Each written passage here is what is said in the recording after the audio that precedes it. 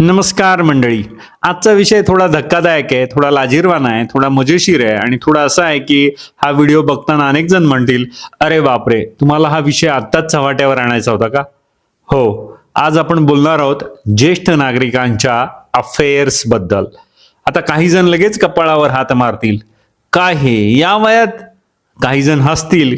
"काय काका, रिटायरमेंट नंतर रोमॅन्टिक प्लॅन सुरू का?" आणि काही जण शांत बसतील, कारण त्यांना माहित आहे हा विषय विनोदाचा कमी आणि वास्तवाचा जास्त आहे. कारण खरं सांगायचं तर वय वाढतं, पण मनाच्या वयाचं काय? केस पांढरे होतात, पण लक्ष, ओढ, जिव्हाळा, स्पर्शाची भूक, कौतुकाची भूक ती कधीच निवृत्त होत नाही. या विषयाला अनेक पदर आहेत, आपण एक एक करून ते उघडूयात. अफेअर म्हणजे नुसतं शरीराचं नातं नसतं. आपण अफेअर म्हटलं की आपल्या डोक्यात लगेच काय येतं? हॉटेलची रूम, गुप्त फोन, कुजबूज, पकडापकडी. पण ज्येष्ठ नागरिकांच्या बाबतीत अफेअर अनेकदा तिथून सुरूच होत नाही. ते सुरू होतं एका साध्या वाक्यापासून, "तुम्ही आज खूप छान दिसताय." बस, घरात 25 वर्ष कुणीही न उच्चारलेलं हे वाक्य आणि बाहेर कुणीतरी जर ते म्हटलं, मग मन म्हणतं, "अरेच्छा, मी अजून संपलो नाही तर." कधी ते अफेअर नसतंच, ते असतं आठवण करून देणं की आपण अजून जिवंत आहोत. रिटायरमेंट नंतर काय होतं? माणूस मोकळा होतो, पण रिकामाही होतो. नोकरीत असताना शेड्यूल असतं, कामं असतात, जबाबदाऱ्या, टेन्शन, सॅलरी, मीटिंग्ज आणि लाख भानगडी. रिटायरमेंट नंतर काय होतं? घड्याळ चालू असतं, पण दिवस थांबलेला वाटतो. सकाळी चहा होतो, पेपर वाचन होतं, थोडं फिरणं होतं, थोडं बीपी, थोडं शुगर आणि मग मग एक मोठा प्रश्न, आता मी कोण? आणि अशा वेळी जर कुणीतरी भेटलं ज्याच्याशी बोलताना स्वतःचं अस्तित्व जाणवलं, तर तिथून हा इमोशनल स्लीप म्हणजे घसरगुंडी सुरू होऊ शकते. अफेअर बऱ्याचदा शरीरानं होतच नाही या वयात.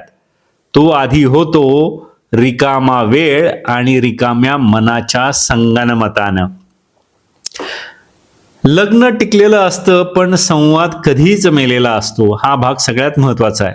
बाहेरून पाहिलं तर जोडपं 40 वर्षापासून एकत्र आहे. सणवार एकत्र, नातवंड एकत्र, फोटो एकत्र, हॉलिडेज एकत्र, पण मनानं काही जण 20-25 वर्षापासूनच वेगळे जगत असतात. घरात संवाद फक्त इतकाच उरतो, "चहा घेणार? औषध घेतलंस? दार बंद कर, लाईट बंद कर." बस. जीवन पार्टनर राहत नाही, व्यवस्थापन पार्टनर उरतो. आणि माणूस जेव्हा कुणाशी बोलताना पुन्हा मन मोकळं करू लागतो, हसू लागतो, आपल्या दुखण्यांपेक्षा आपल्या आठवणी सांगू लागतो, तेव्हा त्याला वाटतं हेच खरं नातं आहे. प्रश्न अफेअरचा नसतो, प्रश्न असतो घरातल्या नात्यानं शेवटचा मनाला स्पर्श केव्हा केला होता. ज्येष्ठ नागरिकांचं अट्रॅक्शन हे अनेकदा लस्ट म्हणजे वासना नसतं, ते व्हॅलिडेशन असतं. या वयातही कुणी तुमची वाट पाहतंय, तुमचा मेसेज बघून हसतंय, तुमचं बोलणं लक्ष देऊन ऐकतंय, तुमच्या जोकवर हसतंय, तुमच्या कविता ऐकतंय, तुमचा हेल्थ अपडेट विचारतंय. या वयात काय पाहिजे असतं? एवढंच पुरेसं असतं. अफेअर अनेकदा या वयात बेडरूम मध्ये जन्मतच नाही, ते जन्मतं अटेन्शन मध्ये. लक्ष तुमच्याकडे कुणीतरी देतंय या भावनेमध्ये. ज्याला घरात "तुला काही कळतच नाही, तुला काही समजतच नाही" असं ऐकायला मिळतं आणि बाहेर "तुम्ही खूप समजूतदार आहात" असं कुणी जर म्हणलं, तर मग मन कुठे जाईल तुम्हीच सांगा. म्हणून हा विषय फक्त नैतिकतेचा नाही, हा मानसिक उपासमारीचा विषय आहे. मोबाईलनं रोमांस स्वस्त, गुप्त आणि सतत उपलब्ध केलाय. टेक्नॉलॉजीचा हा फायदा. पूर्वी अफेअर करायला धाडस लागत होतं आणि आता डेटा पॅक लागतो. गुड मॉर्निंग रोज, कृष्ण राधेचे फोटो, तुमची आठवण येते, झोप लागली का, ऑनलाईन आहात पण रिप्लाय नाही. मोबाईलनं एक गोष्ट केली, त्यानं लोनलीनेसला प्रायव्हेट थिएटर दिलं. कुणाकुणाशी इमोशनली जुळतंय, कुणी वेळ घालवतंय, कुणी खरंच फसतंय, कुणी रोमांस समजून स्कॅम मध्ये अडकतंय. सगळं काही त्या छोट्या स्क्रीनमध्ये. म्हणून अफेअरचा विषय आज फक्त प्रेम नाही, तो डिजिटल व्हल्नरेबिलिटीचा देखील विषय आहे. काही अफेअर्स प्रेम नसतात, तो असतो सूड, पोकळी असते किंवा असतं ते शेवटचं बंड. हा भाग कटू आहे. काही लोक म्हणतात सगळं आयुष्य कुटुंबासाठी जगलो, आता थोडं स्वतःसाठी जगणार.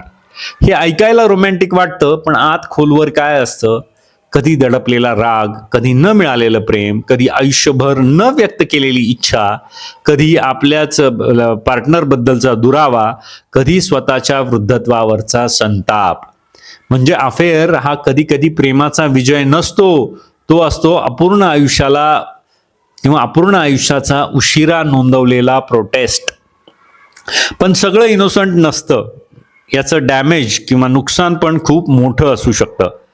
इथे हसू थांबवायला हवं आपण, कारण अफेअर्समुळं काय होऊ शकतं तर विश्वास तुटतो, वृद्ध दाम्पत्याचं उरलेलं आयुष्य कटू होतं, मुलांना धक्का बसतो, प्रॉपर्टी, मनी, मॅनिप्युलेशन, ब्लॅकमेल यापर्यंत गोष्ट जाते आणि काही वेळा समाजातली आपली इज्जत, इब्रत, मानसिक आरोग्य आणि आर्थिक सुरक्षितता सगळं काही धोक्यात येतं. विशेषतः जेव्हा हे नातं समजुतीवरती नसून तर गरज, फसवणूक, पैशाचा मोह किंवा भावनिक कमकुवतपणावर उभं असतं. म्हणून सिनियरचं अफेअर हा विषय हलक्यात घ्यायचा नाही. तो ना फक्त गॉसिप आहे, ना फक्त कॉमेडी, तो mental health, dignity, family system आणि सेफ्टी यांचा देखील विषय आहे. धक्का बसेल ऐकून असं शॉकिंग ट्रूथ, अनेकांना अफेअर नको असतो, त्यांना विटनेस हवा असतो. हो, इथे येतो सगळ्यात मोठा ट्विस्ट.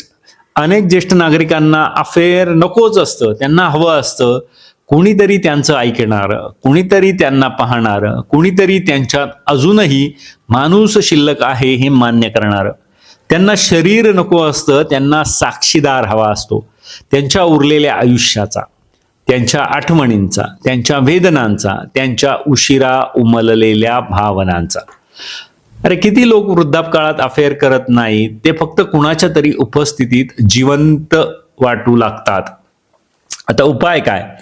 आता इथे नेहमीचा उपदेश येईल असं वाटत असेल, असं करू नका, तसं करू नका, पण खरं आणि सरप्राइझिंग सोल्युशन वेगळं आहे. अफेअर थांबवायचं असेल तर रोमांस मारू नका, तो घरात पुनर्जीवित करा, रिवाईव्ह करा. हो, हीच ती शॉकिंग गोष्ट आहे. आपल्या समाजाने एक मोठी चूक केली. वृद्ध माणूस म्हणजे त्याला प्रेम, फ्लर्ट, कौतुक, स्पर्श, कोमलता याची गरजच नसते असं गृहीत धरलं. मग काय झालं? गरज संपली नाही, ती फक्त गुप्त झाली. म्हणून उपाय काय? ज्येष्ठ दाम्पत्यांनी पुन्हा बोलायला सुरुवात करावी. फक्त औषध नाही, आठवणीही शेअर कराव्यात. फक्त जबाबदाऱ्या नाही, कॉम्प्लिमेंट्स देखील द्यावेत. फक्त टीका नाही, टच द्यावा, मायेचा स्पर्श द्यावा. फक्त रुटीन नाही, टुगेदरनेस निर्माण करावा. आणि जर वैवाहिक नातं खूपच तुटलेलं असेल तर एक प्रामाणिकपणाचा संवाद, counselling, support groups, meaningful friendships यांना जागा द्यावी. कारण मनातलं नातं हवं असतं, पण लपंडाव नाही.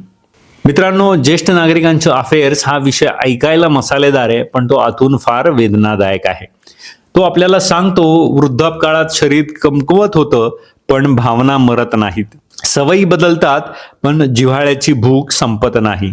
घर असतं, माणसं असतात, पण कधी कधी मन मात्र बेघर होतं. म्हणजे प्रश्न हा नाही की या वयात अफेअर कसं काय, तर खरा प्रश्न हा आहे, या वयात माणूस इतका एकटा का पडतो की त्याला अफेअर हा पर्याय वाटतो.